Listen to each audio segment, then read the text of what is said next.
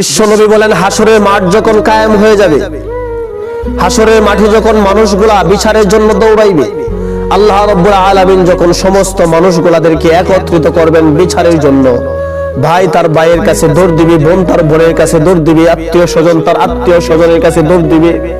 একজন আরেকজনের কাছে গিয়া বলবে, ভাই দুনিয়ার মধ্যে আমি তোমার ভাই ছিলাম, দুনিয়ার মধ্যে আমি তোমার বন্ধু ছিলাম, আজকে আল্লাহ তাআলা যে আমার হিসাব নিকাশ করতেছি, আজকে আমি আমলের জন্য, সামান্য একটা আমলের জন্য আল্লাহর কাছে আটকে আছি, জান্নাতে যাইতে পারি না সামান্য একটা আমলের জন্য।